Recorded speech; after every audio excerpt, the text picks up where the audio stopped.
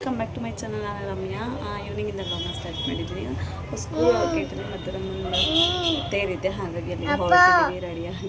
ಪಾಪ ಕೆಳಗಡೆ ಹೋಗಿದ್ದಾರೆ, ಅದಕ್ಕೆ ಹೋಗೋಣ ಬಾ ಅಂತ ಅನ್ನಿಸ್ತಿದ್ದಾರೆ. ಬನ್ನಿ ಹೋಗೋಣ.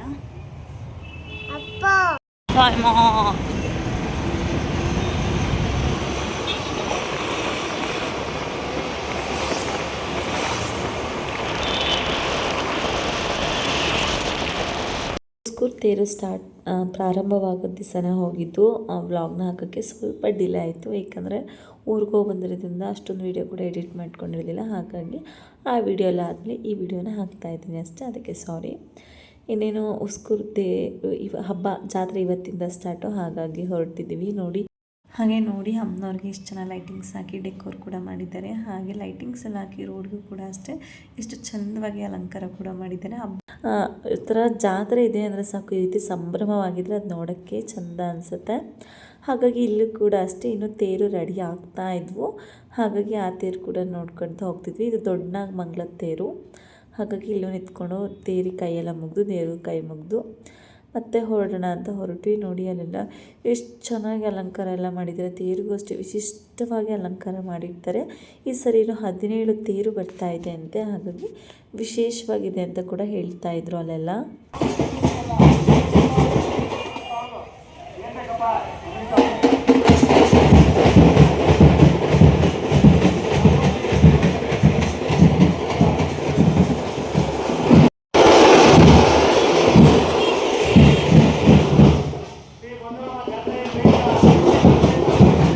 ಹಾಗೆ ಉಸ್ಕೂರಮ್ಮನ ಜಾತ್ರೆ ಅಂದರೆ ಒಂಥರ ಅದ್ಧೂರಿಯಾಗಿರುತ್ತೆ ಪ್ರತಿ ವರ್ಷ.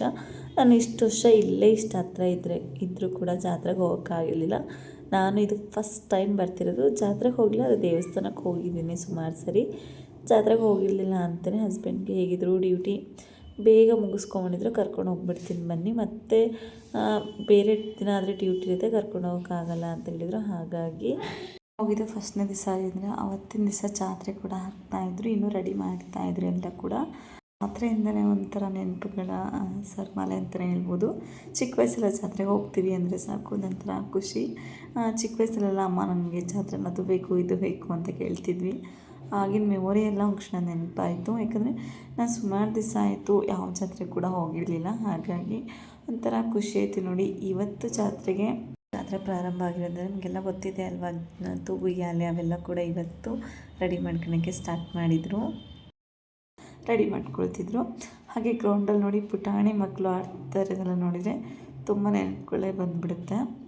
ಇನ್ನೇನು ಅದೆಲ್ಲ ನೋಡಿಕೊಂಡು ನೋಡಿ ಜಾತ್ರೆ ಕೂಡ ರೆಡಿ ಮಾಡ್ಕೊಳ್ತಾ ಇದ್ದಾರೆ. ಮತ್ತು ಪಾಪು ಕೂಡ ಅಷ್ಟೇ ನಾನು ಆಟಾಡ್ತೀನಿ ಅಂತಿದ್ರು, ಅಲ್ಲಿ ಇನ್ನೂ ಸೆಟ್ ಮಾಡಿದ್ದಾರೆ ಅಷ್ಟೇ, ಎಲ್ಲನೂ ಕೂಡ ಇನ್ನೂ ಆಟಾಡಿಸ್ತಾ ಇರಲಿಲ್ಲ. ಹಾಗಾಗಿ ಪಾಪು ಅವೆಲ್ಲ ಬೇಡ ಅಂತೇಳಿ ದೇವಸ್ಥಾನದ ಕರ್ಕೊಂಡ್ಬಂದ್ವಿ. ಫಸ್ಟ್ನೇ ದಿವಸ ಆಗಿರೋದ್ರಿಂದ ಅಷ್ಟೊಂದೇನು ರಶ್ ಇರಲಿಲ್ಲ. ಬರ್ತಾ ಬರ್ತಾ ರಶ್ ಕೂಡ ಆಗುತ್ತೆ, ಏಕೆಂದರೆ ಜಾತ್ರೆ ತುಂಬ ಜೋರು ಅದ್ದೂರಿಯಾಗಿ ಕೂಡ ಇರುತ್ತೆ. ಹಾಗೆ ಫಸ್ಟ್ನೇ ದಿವಸನೇ ಬಂದಿರೋದ್ರಿಂದ ನಮ್ಗೆ ಅಷ್ಟೊಂದು ಜನನೂ ಇರಲಿಲ್ಲ, ರಶ್ ಕೂಡ ಇರಲಿಲ್ಲ. ಹಾಗೆ ಪ್ರಸಾದ ಕೂಡ ಇತ್ತು ಅಲ್ಲಿ. ಇನ್ನೇನು ಹಣ್ಣು ಕಾಯಿ ಎಲ್ಲ ತೊಗೊಂಡ್ಬಿಟ್ಟು ಹೋಗೋಣ ಅಂತ ಬಂದ್ವಿ. ಹಣ್ಣು ಕಾಯಿ ಕೂಡ ತೊಗೊಂಡು ದೇವರಿಗೆ ಹಣ್ಣು ಕಾಯಿ ಮಾಡಿಸೋಣ ಅಂತೇಳಿ ಹೊರಟ್ವಿ. ನಮಗೆ ಕಾಯಿ ಹೊರಗಡೆ ಹೊರ್ಕೊಂಬರೋದಂತ ಗೊತ್ತಿರಲಿಲ್ಲ, ಹಾಗಾಗಿ ತೊಗೊಂಡು ಹೋದ್ಮೇಲೆ ಪೂಜಾರು ಕಾಯಿನ ಹೊರಗಡೆ ಹೊರ್ಕೊಂಬರ್ಬೇಕಮ್ಮ ಅಂದರು. ಸರಿ ಅಂತೇಳಿ ಮತ್ತೆ ದೇವಸ್ಥಾನದೊಳಗೆ ಹೋಗಿ ತಾಯಿ ದರ್ಶನ ಮಾಡ್ಕೊಂಡು ಮತ್ತೆ ಹೊರಗೆ ತೊಗೊಂಬಂದು ಕಾಯಿ ಹೊಡ್ಕೊಂಡು ಮತ್ತೆ ದೇವಿ ದರ್ಶನ ಮಾಡೋಕ್ಕೆ ಅಂತ ಹೋದ್ವಿ. ಹಾಗೆ ಮದ್ದೂರಮ್ಮನ ದೇವಸ್ಥಾನಕ್ಕೆ 800 ವರ್ಷದ ಇತಿಹಾಸ ಕೂಡ ಇದೆ ಅಂತ ಹೇಳ್ತಾರೆ. ಹಾಗೆ ಈ ವರ್ಷ 17 ತೇರು ಮದ್ದೂರಮ್ಮನ ಜಾತ್ರೆಗೆ ಬರ್ತಾ ಇದೆ. ಮದ್ದೂರಮ್ಮನ ಜಾತ್ರೆಗೆ ಎಲ್ಲೆಲ್ಲಿಂದ ತೇರು ಕೂಡ ಬರ್ತಾ ಇದೆ ಅಂತ ಕೂಡ ತಿಳಿಸ್ತೀನಿ. ರಾಯಸಂದ್ರ, ದೊಡ್ಡನಾಗಮಂಗಲ, ಸೀಗೇನ ಅಗ್ರಹಾರ, ರಾಮಸಾಗರ, ಲಕ್ಷ್ಮೀನಾರಾಯಣಪುರ, ಸಂಜೀವನಗರ, ಘಟ್ಟಹಳ್ಳಿ, ಕೋನಪ್ಪನ ಅಗ್ರಹಾರ, ಗೂಳಿಮಂಗಲ, ಗೋವಿಂದ ಶೆಟ್ಟಿಪಾಳ್ಯ ತೇರುಗಳು ದೇವಾಲಯಗಳ ಹತ್ರ ಬರುತ್ತೆ. ಹಾಗೆ ರೈಲ್ವೆ ವಿದ್ಯುತ್ ಲೈನ್ಗಳ ಸಮಸ್ಯೆ ಇದೆ ಅಲ್ವಾ, ಹಾಗಾಗಿ ನಾರಾಯಣಘಟ್ಟ, ಕಗ್ಲಿಪುರ, ಹರೋನಹಳ್ಳಿ, ಕೊಡ್ತಿ, ಚೊಕ್ಕಸಂದ್ರ, ಸೂಲಿಕುಂಟೆ ಗ್ರಾಮಗಳು ಗುರ್ಜರ್ಗಳನ್ನು ಗ್ರಾಮಸ್ಥರು ಹಾಗೆ ಪೂಜೆ ಸಲ್ಲಿಸ್ಕೊಂಡು ಹೋಗಿದ್ದಾರೆ. ಏಕೆಂದರೆ ರೈಲ್ವೆ ಟ್ರ್ಯಾಕು ಇರೋದರಿಂದ ಹಾಗಾಗಿ ದೇವಸ್ಥಾನಕ್ಕೆ ಆ ತೇರುಗಳು ದೇವಸ್ಥಾನ ಹತ್ರ ಬರೋಕ್ಕಾಗಿಲ್ಲ. ಹಾಗಾಗಿ ನಾವು ಹಣ್ಣು ಕಾಯಿ ಎಲ್ಲ ಒಡಿಸ್ಕೊಂಡು ಇನ್ನೇನು ದೇವಿ ದರ್ಶನ ಕೂಡ ಮಾಡ್ಕೊಂಡ್ವಿ. ತುಂಬ ಚೆನ್ನಾಗಿತ್ತು, ದೇವರ ಅಲಂಕಾರ ಆಗಿರ್ಬೋದು. ಹಾಗೆ ಇಷ್ಟು ವಿಶೇಷತೆಯಾಗಿತ್ತು ಉಸ್ಕೂರು ಜಾತ್ರೆ ಅಂತ ಕೂಡ ನನಗೂ ಗೊತ್ತಾಯಿತು. ನಾನು ಫಸ್ಟ್ ಟೈಮ್ ಬಂದಿದ್ದಲ್ವ, ತೇರೆಲ್ಲ ಇನ್ನೂ ರೆಡಿ ಮಾಡ್ತಾನೇ ಇದ್ದರು. ಅದನ್ನು ಕೂಡ ನಾನು ನೋಡ್ಕೊಳ್ತಾನೆ ಬಂದಿದ್ದೆ. ಅಲ್ಲಿಂದ ಬರಬೇಕಾದ್ರೆ ನಮ್ಮ ಮನೆಯವ್ರು ಕೂಡ ಹಣ್ಣು ಕಾಯಿ ಹೊಡ್ಕೊಂಬಂದಿರಲಿಲ್ವಲ್ಲ, ಹಾಗಾಗಿ ಕಾಯಿ ಹೊಡೆಯೋಕ್ಕೆ ಅಂತ ಬಂದರು. ಹಾಗೆ ಪ್ರಸಾದ ವಿನಿಯೋಗ ಕೂಡ ಇತ್ತು.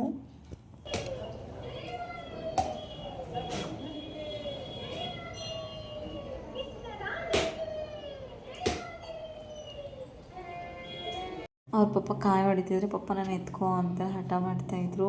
ಹಾಗಾಗಿ ಅವ್ರನ್ನ ಎತ್ಕೊಳ್ಳೋಕ್ಕೆ ಅಂತಲೇ ಸಮಾಧಾನ ಮಾಡ್ಕೊಳ್ತಾ ಇದ್ದೆ ನಾನು ನನ್ನ ಕಡೆ. ಇನ್ನೇನು ಹಣ್ಣು ಕೈಲ ಹೊಡ್ಕೊಂಡು ಇನ್ನೇನು ದೇವ್ರ ದರ್ಶನಕ್ಕೆ ಅಂತ ಕೂಡ ಹೊರಟ್ವಿ. ದೇವರು ಕೂಡ ಅಷ್ಟೇ ತುಂಬ ಚೆನ್ನಾಗಿ ಅಲಂಕಾರ ಕೂಡ ಮಾಡಿದರು. ದೇವರ ಆಶೀರ್ವಾದ ಎಲ್ಲರ ಮೇಲೆ ಇರಲಿ ಅಂತ ಹಾರೈಸ್ತೀನಿ. ಗರ್ಭಗುಡಿಯಲ್ಲಿ ದೊಡ್ಡ ಮದ್ದೂರಮ್ಮ ಮತ್ತು ಚಿಕ್ಕ ಮದ್ದೂರಮ್ಮ ಅಂತ 2 ವಿಗ್ರಹಗಳು ಕೂಡ ಇವೆ.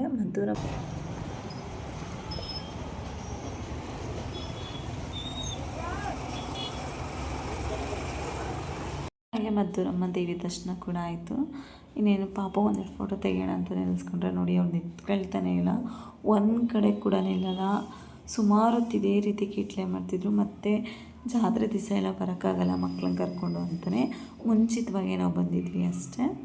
ಆ ಟೈಮಲ್ಲೆಲ್ಲ ಮಕ್ಳನ್ನ ಕರ್ಕೊಂಬರೋಕ್ಕಾಗೋದಿಲ್ಲ, ತುಂಬ ರಶ್ ಕೂಡ ಇರುತ್ತೆ ಅಂತೇಳಿ ಜಾತ್ರೆ ಶುರುವಾಗೋ ದಿವಸನೇ, ಅಂದರೆ ಪ್ರಾರಂಭವಾಗೋ ದಿವಸನೇ ನಾವು ಬಂದಿದ್ವಿ.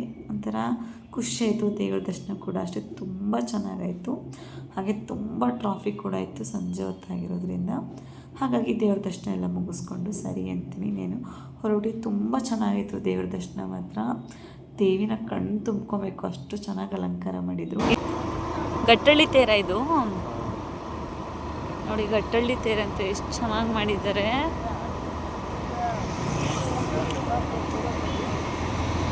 ನಾವು ಫಸ್ಟ್ ಟೈಮ್ ಅಲ್ವಾ ಸಚಿನ ಮದ್ದೂರಮ್ಮ ದೇವಸ್ಥಾನಕ್ಕೆ ಬರ್ತಾ ಇರೋದು?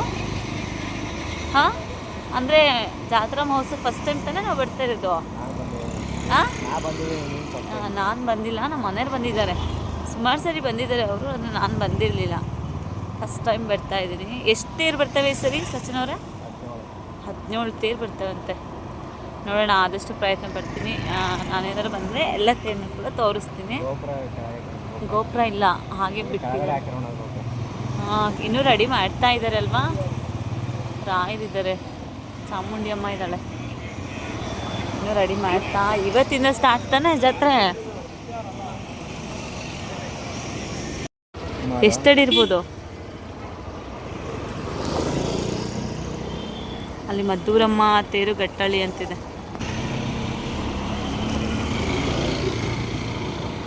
ಹಾಗೆ ನಾವು ಹೋಗಿದ್ದ ದಿವಸ ಇನ್ನು ತೇರುಗಳಿಗೆಲ್ಲ ಅಲಂಕಾರ ಎಲ್ಲ ಮಾಡ್ತಾಯಿದ್ರು. ನೋಡಿ, ವಸ್ತ್ರದಿಂದ ಎಷ್ಟು ಚೆನ್ನಾಗಿ ಅಲಂಕಾರ ಎಲ್ಲ ಮಾಡಿದ್ದಾರೆ ಅಂತೇಳಿ ತೇರುಗಳಿಗೆಲ್ಲ. ಮದ್ದೂರಮ್ಮನ ಜಾತ್ರೆ 5 ದಿನಗಳ ಕಾಲ ನಡೆಯುತ್ತೆ. ಇದೊಂಥರ ಹಬ್ಬದ ವಾತಾವರಣನೇ ಆಗಿರೋದು. ಅಂದರೆ ಯುಗಾದಿ ಹಬ್ಬಕ್ಕಿಂತ ಮುಂಚಿತವಾಗಿ ಹಬ್ಬನ ಮಾಡ್ತಾರೆ. ಯುಗಾದಿ ಹಬ್ಬಕ್ಕೂ ಮತ್ತಷ್ಟು ಮೆರುಗು ಕೂಡ ನೀಡುತ್ತೆ ಉಸ್ಕೂರಮ್ಮನ ಜಾತ್ರೆ.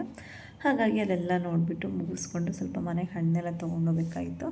ಹಾಗಾಗಿ ಹಣ್ಣು ತೊಗೊಂಡೋಗೋಣ ಅಂತ ಬಂದ್ವಿ. ಸ್ವಲ್ಪ ಹೀಗೂ ಫ್ರೂಟ್ಸ್ ಮಾರ್ಕೆಟ್ ಕೂಡ ಹತ್ತಿರ ಇತ್ತು, ಹೋಗಿದ್ವಿ. ಅಲ್ಲಿ ಬಾಳೆಹಣ್ಣು ಸಿಗಲಿಲ್ಲ, ಹಾಗಾಗಿ ಇಲ್ಲಿ ಬಾಳೆಹಣ್ಣು ತೊಗೊಂಡು ಇನ್ನೇನು ಮನೆ ಕೂಡ ಹೊರಟ್ವಿ. ಅದರ ಅಪೋಸಿಟ್ ಕೂಡ ಅಷ್ಟೇ ಒಂದು ತೇರ ರೆಡಿ ಮಾಡ್ತಾಯಿದ್ರು, ನಿಲ್ಲಿಸಿದ್ರು. ಅದನ್ನು ಕೂಡ ನೋಡ್ಕೊಂಡ್ಬಿಟ್ಟು ಬರೋಣ ಅಂತೇಳಿ ನಿಂತ್ಕೊಂಡ್ವಿ. ತುಂಬ ಚೆನ್ನಾಗಿರುತ್ತಂತೆ ಜಾತ್ರೆ. ನನಗೆ ಈ ವರ್ಷವೂ ಜಾತ್ರೆಗೆ ಹೋಗೋಕ್ಕಾಗಲಿಲ್ಲ, ಆದರೆ ನಿಜವಾಗ್ಲೂ ದೇವಿ ದರ್ಶನ ಅಂತ ಆಯಿತು. ಅದಂತೂ ತುಂಬ ಖುಷಿ ಆಯಿತು ನನಗಂತೂ. ಇನ್ನೇನು ಅದೆಲ್ಲ ಮುಗಿಸ್ಕೊಂಡು ಮನೆ ಕೂಡ ಹೊರಟ್ವಿ. ಎಲ್ಲಿ ನೋಡಿದ್ರೆ ರೆಡ್ ಲೈಟ್ಸ್ಗಳು ಇಷ್ಟು ಚೆನ್ನಾಗಿದೆ ನೋಡೋದಕ್ಕೆ.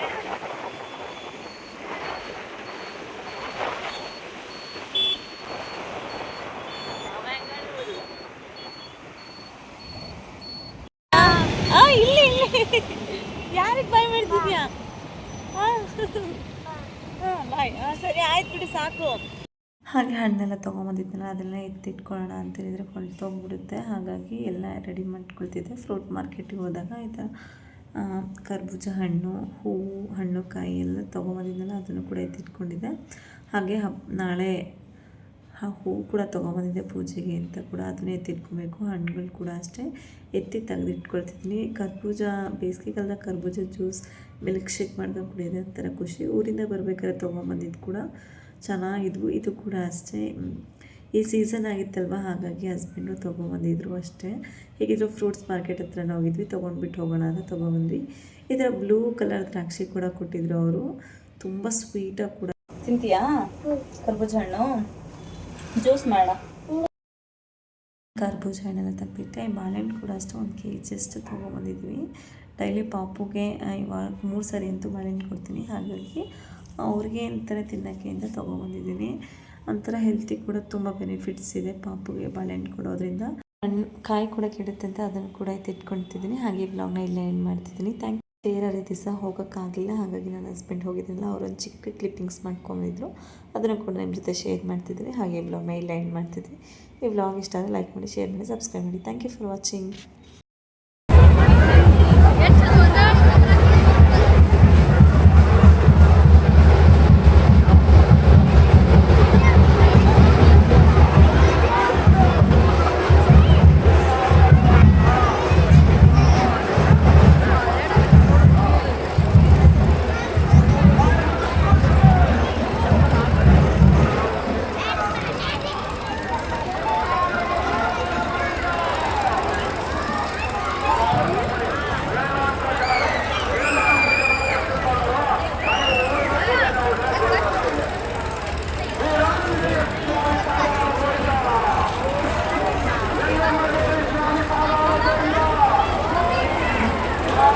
Thank you.